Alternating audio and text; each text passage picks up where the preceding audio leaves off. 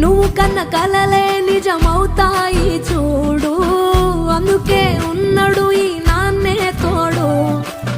దశరథ మహారాజే నాన్నై పుట్టాడు, నువ్వు రాముడంత ఎదగరనేడు. చరితలు ఎన్నడు చూడని మమతల గూడే వీధిలో, సంపద అంటే ఏదో కాదురో, ఇంతకు మించి